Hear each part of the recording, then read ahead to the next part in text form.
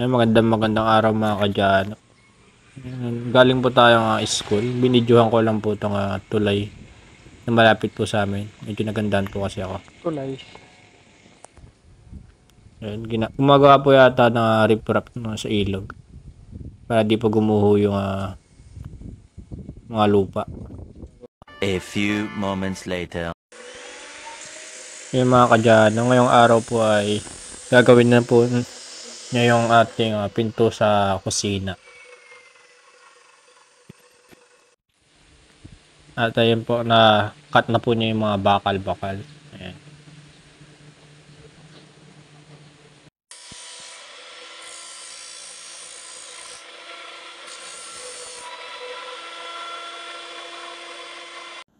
And after po niya makat yung mga bakal kanina is wine-welding na po niya.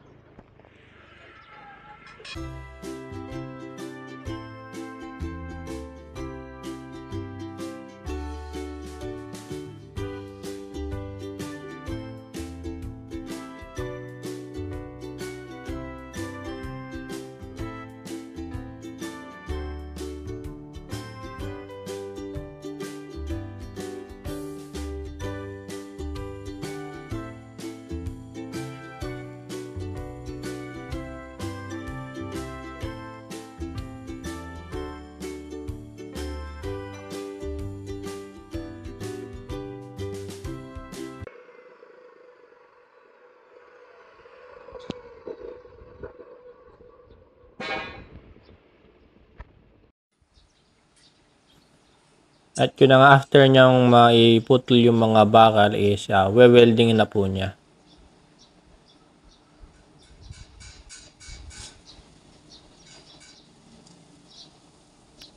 Ginagawa niya po is ini-ispat niya po muna. Ayan mga kadyano. Medyo konti lang yung video ko dito is medyo masakit po sa mata panoodin yung nagwe-welding. Since wala po akong suot na sunglasses man lang.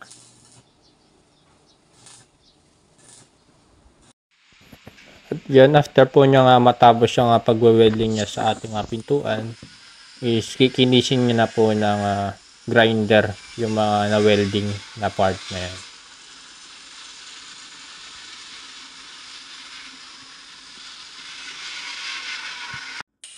Ay, ginagrinder niya po yung magiging kabitan ng hinges ng ating pinto. Ayan. At ayun po mga kadyano, ayun po yung mga lines na ayun po yung kaninang nag-grinder na. Tapos maya po sisinsilin na lang po niya.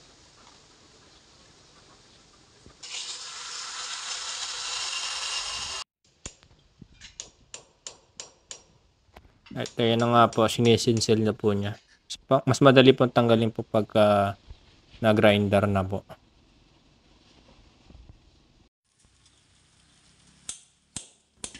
At ayun po, sisinsil po uli siya. Maganda rin po yung ginawa niya. Kinrinder niya po muna. Ihiwa po muna bago sisinsilin.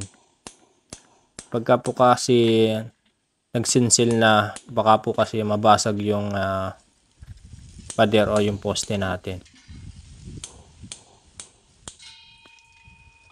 Magandang paraan para madaling magsinsil ng bato or concrete. Ilagyan niya ng mga guhit-guhit gamit ang grinder.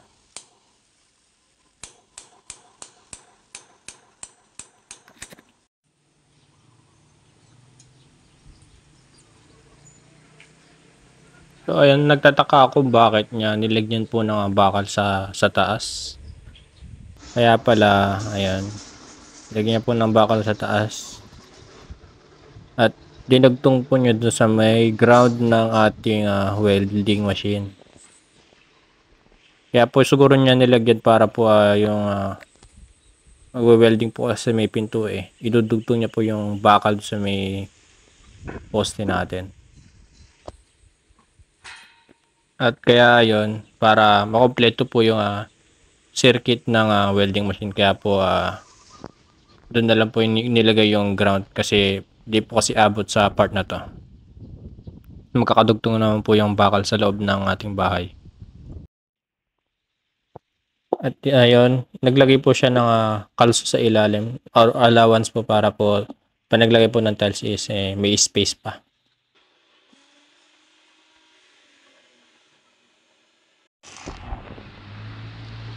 At ayun na nga po, welding na po niya yung bakal. Para mas matibay po siguro para hindi yung semento lang. Pag semento lang po kasi baka pag sinara bukas po matanggal lang po yung pinto natin. Kaya mas maganda po talaga i-welding sa may poste mismo.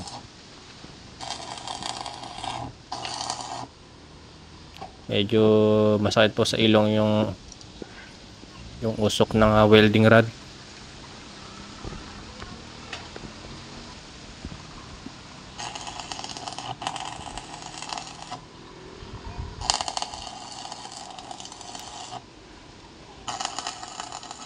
Maganda nga naman po pag winelding.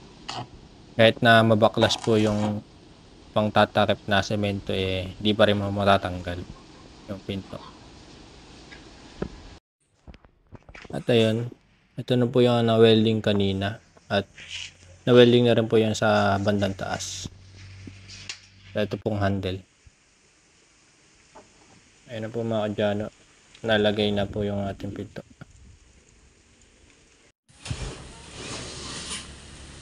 At ayun po, yung ginagawa niya po dito is yung paglalagay po ng ating flashing sa pader. Ayan. Para hindi po tumulo sa umulan. Ayun, ginagawa niya po is nilalagay niya po ng screw na pangabubong.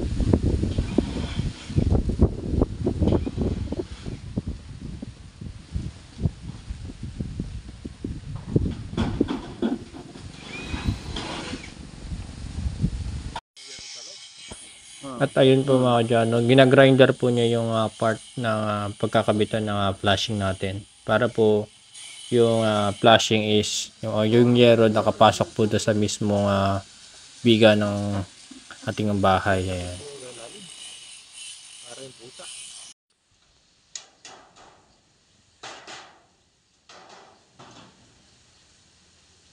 Yan ang bala. Kinasa.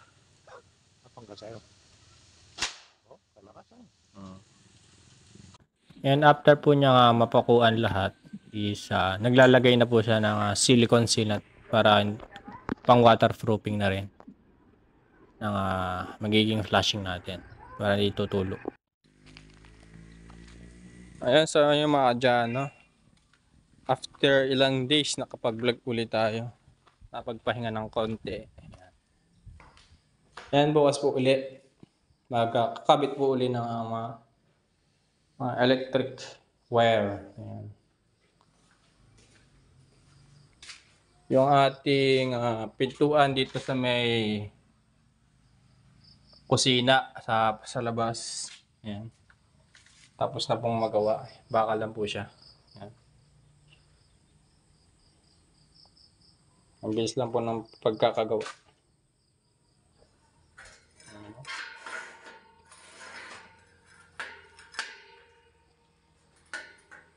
Yata nalalak.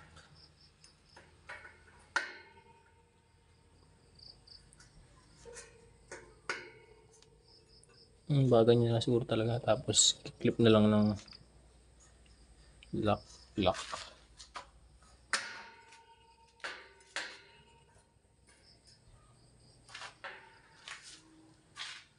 Ayan mga kadyano. Tapos bukas po, pinatanggal po na dito yung tiles. Tapos papalitan po ng 60 by 60 na tiles. Ayan. Yung same dito sa CR natin. Same din sa may kusina natin. Ayan. Para po hindi madulas yung aapakan natin. Yan. Yung sa kuryente naman po, may problema ng kaunti. Siguro po, pansamantala, sa submeter po muna. Yung i-connect to sa may isang linya ng meter doon. Tapos, bali yung submeter, yun yung pangalawang meter. Pero isa pa rin pong kontador ng kuryente. Or isa pa rin bill. Yan. Medyo makampo yung Meralco ngayon sa requirements, mahigpit. Pagka syempre tapos na yung spiral natin, mga 1 to 2 months si Crystal siguro. Kasi nasa kon rin yun medyo malaking halaga din yung pagpapagawa ng spiral. Kaya naman, stop muna, yan.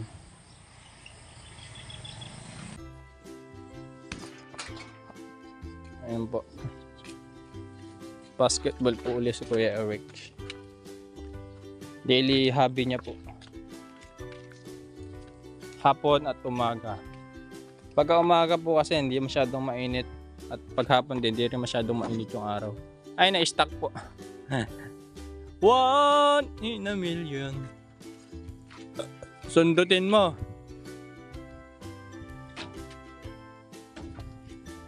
Nasok pa.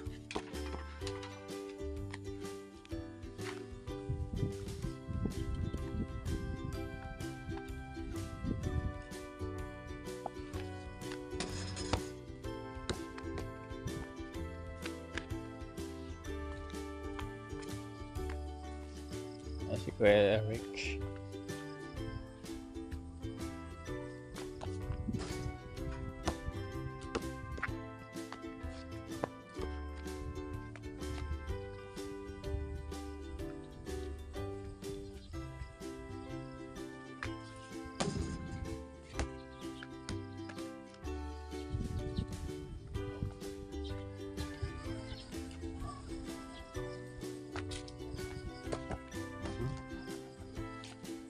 Ang ganda po ng buwan, oh. Kaso di tayo naka 10 times, 100 times zoom. Di kaya ng cellphone natin. Ganyan lang po yung buwan. Paano na? Paggabi na rin dito.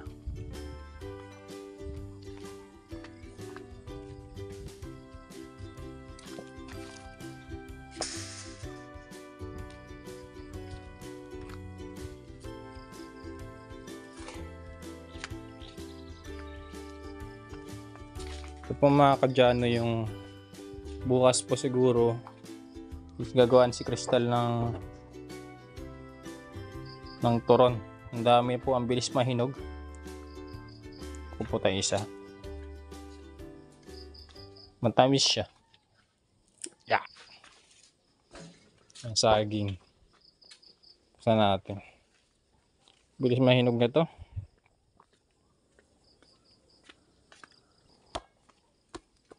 Ah. Sarap.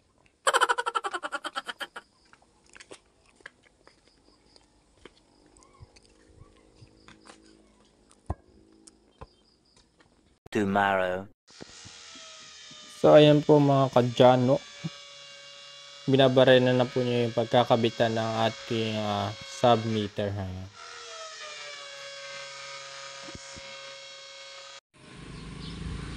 Yan po mga kadyano.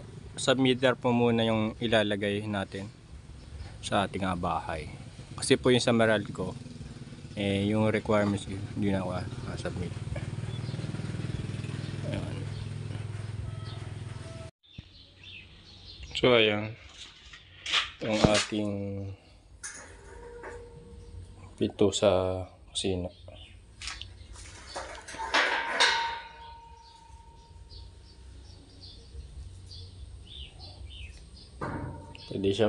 Pwede rin siyang palabas.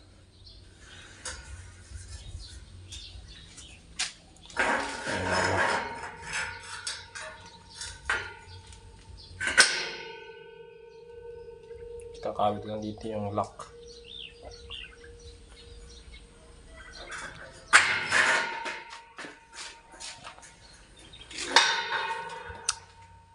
maganda itsura ito pag napinturahan.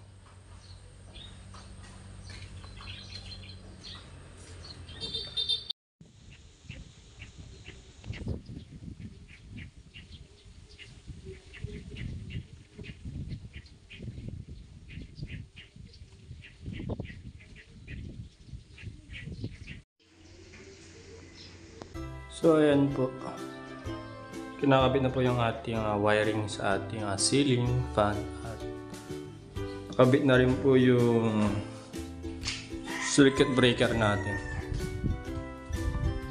Apat po yung circuit breaker. Yan. Tapos dito po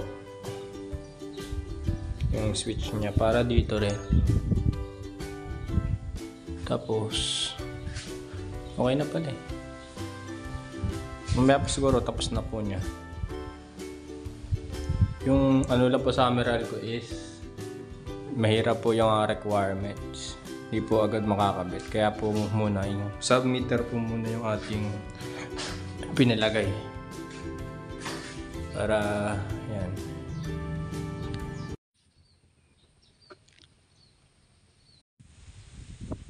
Ayan mga kadyano. Yung kinabit mo po muna nga meter is yung submeter po muna. Kasi yung sa Meralco po is medyo mahirap po yung requirements nila ngayon. Ayan. Bali tapos niya na yung mga ilaw. Tapos nakabit niya na rin yung mga ceiling fan. Ayan.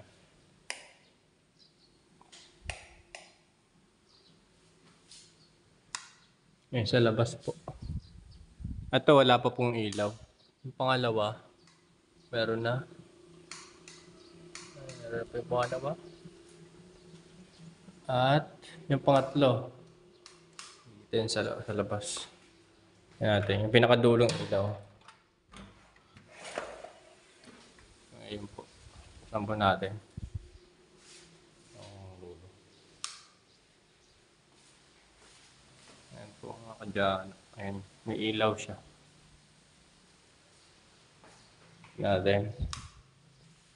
Natin ulit ito.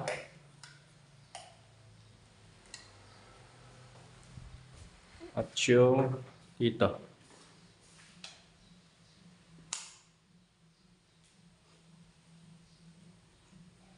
Ayan. Tapos yung part na to. May ilaw na rin siya. Dito. Ilaw dito. Ayan. Tapos ilaw po rito sa may CR.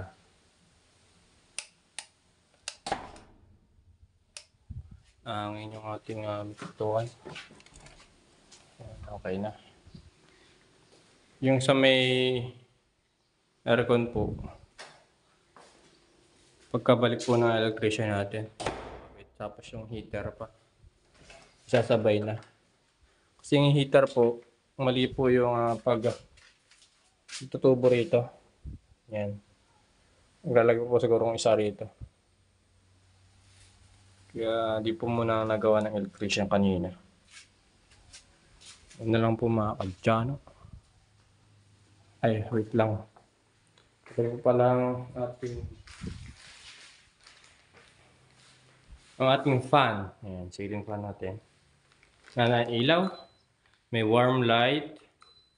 May daylight at may pinagsamang warm at daylight. Tapos yung fan natin. Ay, number 1. Umigot na. Number 2. Hanggang 6 po yan eh. Pero di po siyang timer. 4. Malakas na yung hangin pagka 4. 6. Ayan po mga kadyano. Sabihin natin yung ilaw. Daylight lang yan. Natin.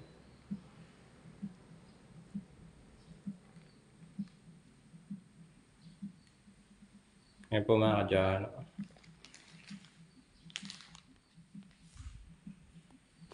Kaya natin yung ilaw. So ayun po mga dyan. Tapos na po niya ma-wiringan tong mga outlet at mga switch. Try mo yung mga switch.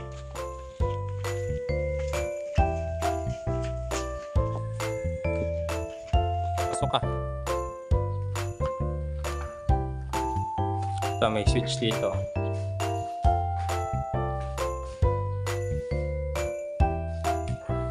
Diyan pa lang. Kasi ito sa labas to eh. Yung tatlo. Meron dito. Isa pa. Remote control yan.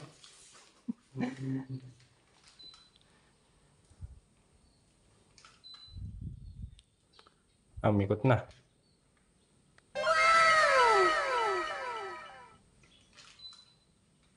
Sa ilaw. Doon sa dulo. Ito na yung ilaw. Ah. Ilaw, ito. Yan. Sa taas. Ah. Pidutin mo ulit. Maraming ganyan mode. Isa pa. Ayan. Isa pa. Pinagsamang ilaw. Okay na. Kuryente na.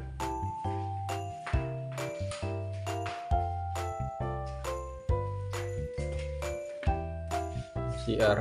May ilaw.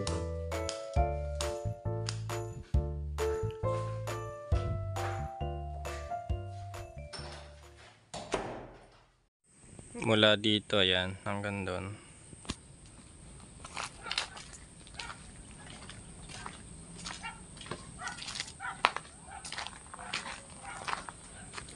Ayan, nandito po yung ating submeter. Punta tayo dun sa may pinaka-metro. Bali, naka submeter po siya. Ayan, nakalagay dito. Yung dalawang wire natin. And pinokonsumo ngayon is 75 watt. Then ito po yung can wire na pupunta sa akin sa bahay natin. Yun.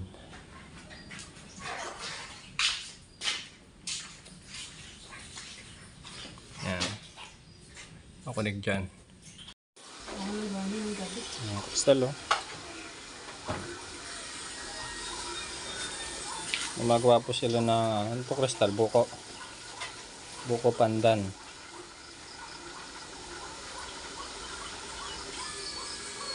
Tinikman mo na ba? Okay na yung lasa.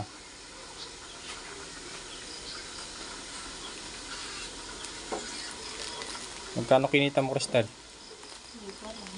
Ha? Magkano? Hindi pantay. Hindi pantay yung iskindi. Yan Pwede mo na yan. Pares lang naman eh. Medyo busog naman tong isa eh. Isa payat. Huwag mo munang balutin. Ito pa yung ano niya. Kuliglig po.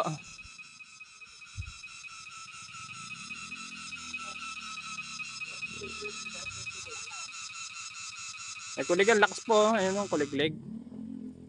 Ay, lumipad. Napansin kasi ako eh. A few moments later. So yun po mga dyan, no? May ilaw na tayo sa ating bahay. Yung aircon natin wala pa. Hindi pa na ikakabit. Tingin po natin sa baba kung itsura. Ayan, maliwanag na yung ating bahay mga kadyan. Ayun no, mukha na siyang bahay. May ilaw na. Ilaw po rito, di ko po na ikabit. Wala po kasing available. Ayun no.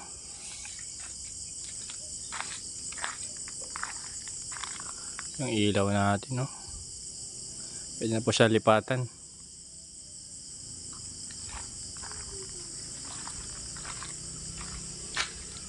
Mukha na siyang bahay. Ayun mga kadyano. Liwanag. Dalawa ilaw natin. Ilaw natin sa loob ng bahay. Mas ilaw dito. Maliwanag. Buksan din natin yung ilaw dito sa kusina. Ayun eh. Ilaw na po. CR. Ayan.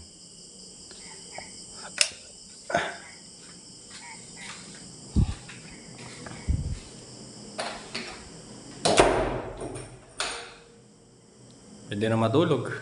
Ganda rito ah. Excited na me. Yun no. Ilaw na. Yung po si Kuya Brian.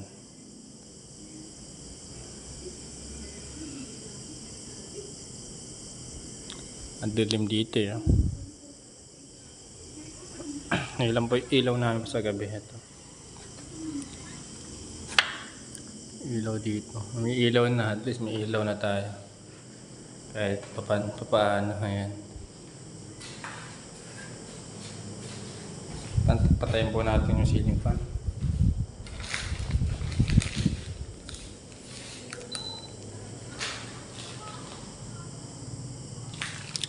Patayin na rin natin yung ilaw. Ayan. Ilaw muna sa ngayon ang ilaw muna tayo. Ayan. Mga kadyado. Ang ganda na. May ilaw na po tayo. Itong mga nakalabas po balak po kasing ipalagyan na ito ng kisame para maitago rin itong mga nakalabas na wire. Ayan. Okay lang po nakalabas sila.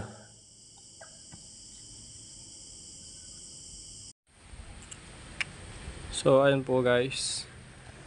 Ayan, maraming salamat po sa panonood. Ayan, maraming salamat po kay Ate Takumi. Ayan. Sa buong Manalastas family. Ayan. Nakabitan na po yung kuryente yung ating bahay. Kaso sub-meter pa lang po muna. Kasi po yung sa Meralco nahirapan po sa requirements.